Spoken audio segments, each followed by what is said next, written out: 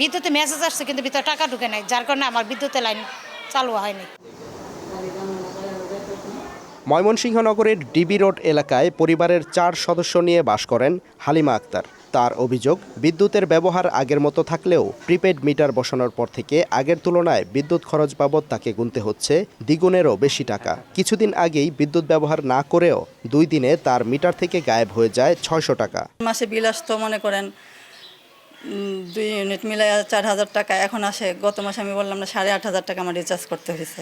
আগের পদ্ধতিতে বিদ্যুৎ বিল খুব সহজে বিকাশে পরিশোধ করা গেলেও প্রিপেড মিটারে রিচার্জে বহু ডিজিট চাপতে গিয়ে ভুল করায় লক হয়ে যাচ্ছে অনেকের মিটার। এতে বিদ্যুৎহীনতায় চরম বিড়ম্বনায় পড়ছেন অনেকেই। বিদ্যুৎ গ্রাহকদের অনেকেরই অভিযোগ, এই ডিজিটাল মিটার আসার পর তাদের খরচ আগের থেকে দ্বিগুণেরও বেশি হচ্ছে। এছাড়া অনেকগুলো ডিজিট চেপে রিচার্জ করার যে সিস্টেম, তাতে বিড়ম্বনায় পড়তে হচ্ছে অনেককে। বিদ্যুৎ বিড়ম্বনা নিরসনে জেলা প্রশাসনের উদ্যোগে ভুক্তভোগীদের মুখোমুখি করা হয় পিডিবির কর্মকর্তাদের। এ সময় উঠে আসা প্রিপেড মিটারে নানা ভোগান্তির অভিযোগ স্বীকার করেন বিদ্যুতের কর্মকর্তা। আশ্বাস দেন দ্রুত সমস্যা সমাধানের।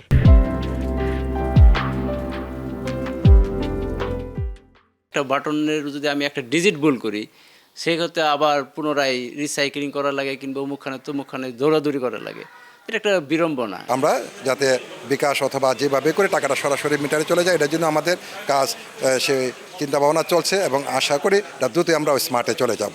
পিডিবির নিজস্ব উদ্যোগে প্রিপেড মিটার স্থাপন প্রকল্পের আওতায় ময়মনসিংহ সদর উপজেলায় 20,000 প্রিপেড মিটার স্থাপন করা হয়েছে। এছাড়া উপজেলায় আরও 47,000 মিটার স্থাপনে কাজ চলমান রয়েছে।